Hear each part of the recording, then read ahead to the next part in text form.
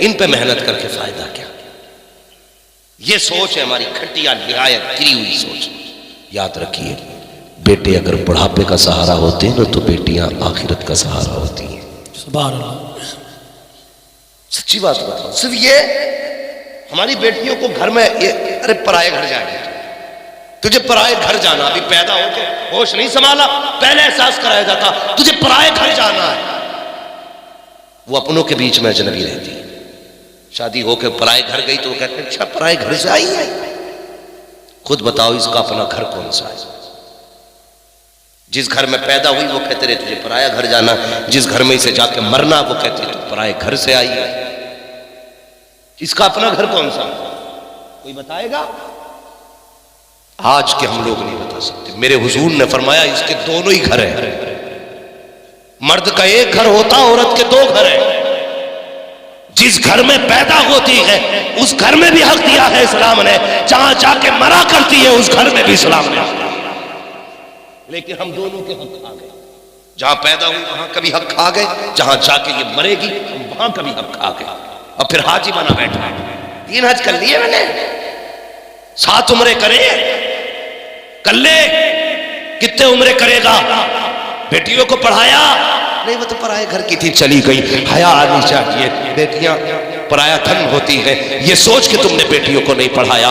قسم خدا کی یاد رکھو اگر بیٹیاں پرائی ہوتی نا تو حضور کبھی اپنی بیٹیوں کو سینے سے نہ لگاتے. اگر بیٹیاں پرائی ہوتی تو نبی بیٹی کو سینے سے لگا کے یہ نہیں کہتے میری بیٹی میرے جگر کا ٹکڑا ہے. حضور بھی دھکا دے کے کہہ دیتے فاطمہ پرایا دھن ہے، ام کلثوم پرایا دھن ہے، زینب پرایا دھن ہے، رقیہ پرایا دھن ہے. لیکن نہیں، نبی نے 4 بیٹیوں کو سینے سے لگا کے کہا لوگوں بیٹیاں پرایا دھن نہیں ہوتی، بیٹیاں اس گھر میں ہوتی ہیں تو اس باپ کا دھن ہوتی ہے، اس گھر میں چلی جائے تو اس باپ کا دھن ہو. سبحان اللہ سبحان اللہ.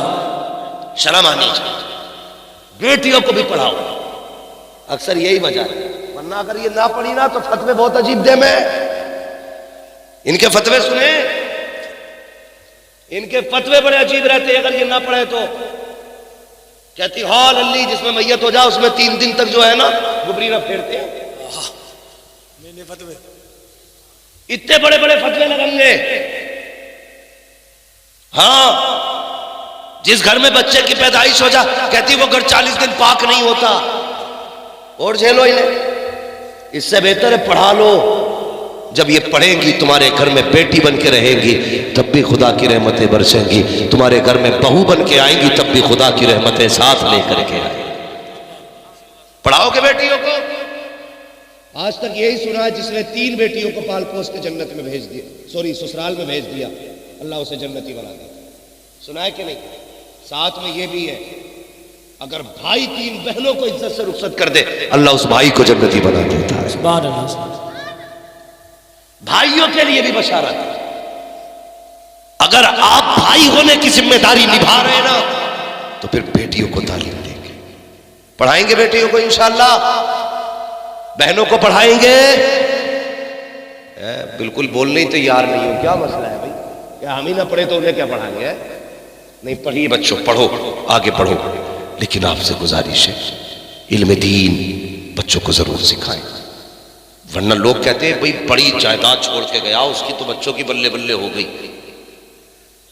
میں کہتا ہوں جس نے لاکھوں بیگھے زمین چھوڑی ہو، 250 گاڑیاں چھوڑی ہو، 10 منزلہ مکان چھوڑا ہو، میں کہتا ہوں وہ جو ہے نا کامیابی زندگی جی کے نہیں گیا.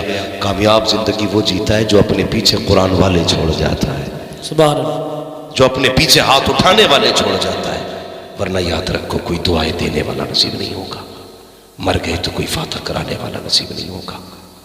ہاں اور بیٹیوں پہ بھی دھیان دیا کرو. میں بیٹوں کے خلاف تو نہیں بولوں گا، سوچیں گے یار یہ ہمیں گالی دینے آیا ہے. لیکن یاد رکھنا جب انتقال کر جاؤ گے نا، انتقال اور بیٹے اپنی اولاد میں پھنس جائیں گے تو شاید یہ کبھی تمہارے لیے ایک رکو نہ پڑ سکے. اگر پڑھیں گے تو شاید تمہاری یاد نہ آئے. لیکن بیٹیاں جب جب قرآن کھول کے بیٹھیں گی ہاتھ اٹھیں گے نا، کوئی یاد آئے نہ آئے انہیں باپ کا جنازہ ضرور یاد آتا ہے. اللہ. باپ کی میت ضرور یاد آتی ہے. اس لیے بیٹیوں کو پڑھاؤ، بہنوں کو پڑھاؤ، تاکہ مر جاؤ کوئی دعا کرے نہ کرے، دعائیں دینے والی بیٹیاں قرآن لے کے بیٹھ جائیں۔ اس لیے بیٹیوں کو بھی پڑھاؤ، بیٹوں کو بھی پڑھاؤ، دینی ماحول پیدا کرو، مدرسوں کو مضبوط کرو۔ ہر طرح سے کوشش ہو رہی ہے بند کرنے کی۔ میں دعا کرتا ہوں اللہ آپ کو سلامت رکھے کہ آپ کے بستی والے ایسے ماحول میں بھی مدرسہ چلا رہے ہیں۔ پڑھ رہے ہیں نا آپ کی بستی میں بچے؟ پڑھ رہے ہیں حضرت؟ ماشاءاللہ، اللہ سلامت رکھے، محنت کریں بچوں کو پڑھانے میں، بیٹیوں کو بھی پڑھائیں تاکہ قیامت کے دن حضرت فاطمہ زہرا کہیں کہاں ہے تیری بیٹی؟ جب نکل کے آئے نا تو اس کے چہرے پہ اسکول اور کالج اور میڈیکل مارکیٹ اور دنیا کے فیشن کی کالک نہیں ہونی چاہیے۔ تیری بیٹی جب صف سے نکل کے آئے نا اس کے چہرے پہ قرآن اور حدیث کا نور ہونا چاہیے۔ سبحان اللہ سبحان اللہ۔ یہ پڑھائیے بچوں کو، تعلیم دیجیے، تعلیم اچھی ہوگی معاشرہ اچھا ہوگا، سوسائٹی اچھی ہوگی، تربیت اچھی ہوگی۔ جب تربیت اچھی ہوگی تو پھر نسلیں اچھی ہوگی، معاشرہ کامیاب ہوگا۔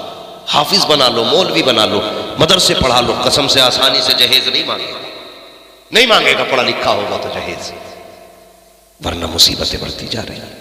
دیکھنا ہے نا تو ایم اے کی ڈگری نہ دیکھو، بی اے کی ڈگری نہ دیکھو، اگر دیکھنی ہے تو یہ دیکھو اس بچی کے پاس قرآن کی ڈگری ہے کہ نہیں، یہ قرآن کیسا پڑھتی ہے، اس کی نماز کیسی ہے، درست ہے کہ نہیں۔ تم دیکھنے بھیجتے ہو، اماں دیکھ کے یہ لوڑیا کیسی ہے بھیجتے ہو نا،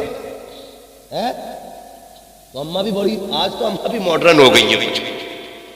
ہاں، اماں بھی آ کے کری اللہ قطعی ہیرون لگ رہی، اماں کو بھی پتا بھیا ہیرون کیا ہو، قطعی ہیرون لگ رہی، کیا اللہ بال کھلے ہوئے تھے تو ایسے تھے نیچے تک، یہ نہ دیکھ لگ کیا رہی، یہ پوچھنا اماں جا کے دیکھ، جب دیکھ کے آئے نہ پوچھنا ماں تیرے سامنے وہ آئی تھی اس کے سر پہ دوپٹہ تھا کہ نہیں، سبحان اللہ۔ جب وہ بول رہی تھی تو اس کی نظریں جھکی تھی کہ نہیں، ماں اس کے ہونٹ ہل رہے تھے تو کہیں اس کے ہونٹوں پہ بے حیائی کی لالی تو نہیں تھی، ماں جب وہ چل رہی تھی تو بتا تو صحیح اس کے قدموں میں بے غیرتی کے ٹھمکے تو نہیں تھے۔ اگر ماں کہتے نہ بیٹے، جب آ کے سلام کیا تو کنیز فاطمہ زہرا لگ رہی تھی، جب آ کے سامنے بیٹھی تو حیا کا جوہر لگ رہی تھی، بیٹے جب اس نے گفتگو کی تو اس کے لہجے میں شرم بھی تھی، اس کی سانسوں میں قرآن کی خوشبو بھی تھی، جب اس نے پلکیں اٹھائی تھی بیٹے حیا کے پہرے تھے آنکھوں پہ، اے بیٹے ایسی بیٹی دیکھ کے آئی ہوں جس کے ماتھے پہ صرف کریم پاؤڈر کی چمک نہ تھی بلکہ سجدوں کے نشان تھے، آ کے بند کر کے نکاح کر لے، قسم خدا کی اگر بیوی ایسی ہوگی تو تیرے گھر میں جو اولاد آئے گی ڈانسر نہیں آئے گی بلکہ کوئی غلام احمد رضا آئے گا، کوئی غلام تاج الشریعہ آئے گا، کوئی دیکھو گے اپنے وقت کا عبد القادر جیلانی کا نوکر بن گئے۔ سبحان اللہ سبحان اللہ۔ ایسی بہویں تلاش کرو ورنہ پھر زہر کی پڑیاں تلاش کرو، مرو گے موت کے سوا کچھ نہیں۔ کئی لوگ، ایک آج ہی رو رہا تھا بیٹھا ہوا، کل صبح کہہ رہا تھا مولانا ہم کیا زہر کھا لیں، میں نے کیا مصیبت آ گئی بھیا، روٹی کی کمی ہے کہ سبزی اللہ، پیسے کہ اللہ نے وہ بھی دیا، زمین وہ بھی دیا، میں نے کہا مر کیوں رہا، کہہ رہا جب سے بہو آئی ہے نا بس چین سے سو نہیں پا رہے۔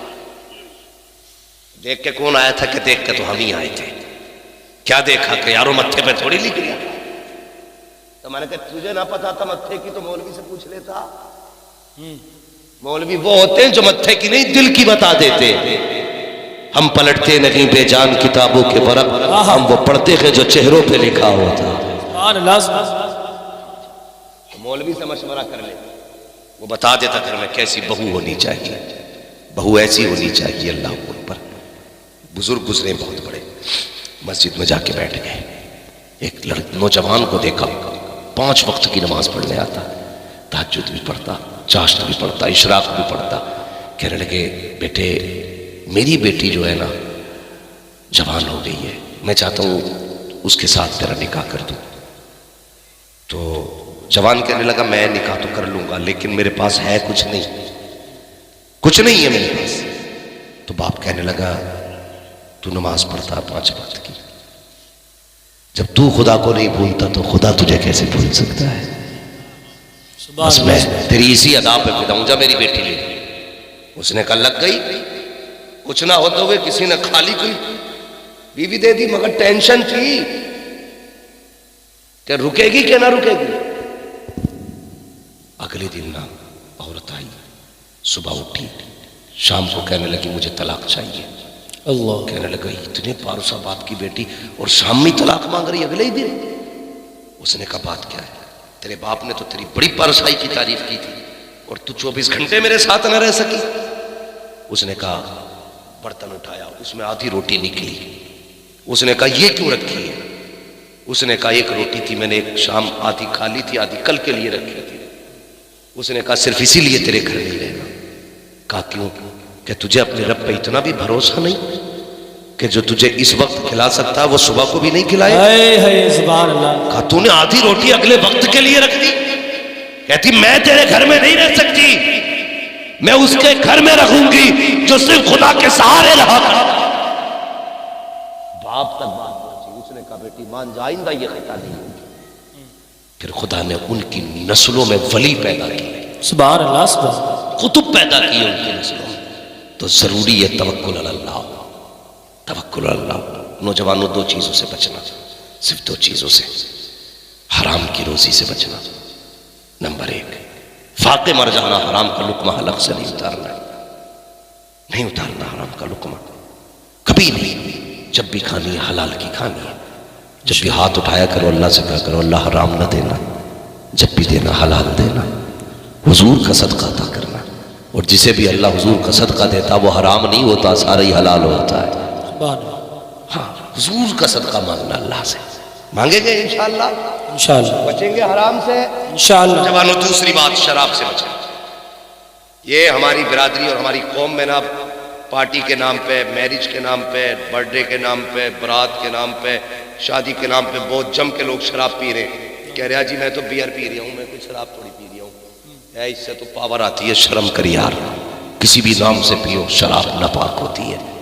کتے کا پیشاب نہیں پی سکتے ہو، شراب پی رہے ہو، کم سے کم پیشاب اس کا ناپاک ہوتا ہے، مگر شراب تو اس سے بھی زیادہ بڑی چیز ہے۔ بچو، کبھی شراب کو ہاتھ نہ لگانا، بہتر جوانی کرو، اپنی زندگی کی حفاظت کرو، علم دین سیکھو، بیٹیوں بہنوں کو بھی دین سکھاؤ تاکہ بیٹی تمہاری ہو، مر کے جنازہ نکلے لوگ کہیں پردھان کی بیٹی، ذمہ دار کی بیٹی، فرشتے کہیں چپ ہو جاؤ، تمہارے نزدیک ذمہ دار کی بیٹی ہے، ہمارے نزدیک تو غلام احمد مختار کی بیٹی کا جنازہ۔ سبحان اللہ سبحان اللہ۔ ہاں، کنیز فاطمہ زہرا بناؤ بیٹیوں کو، بنائیں گے انشاءاللہ۔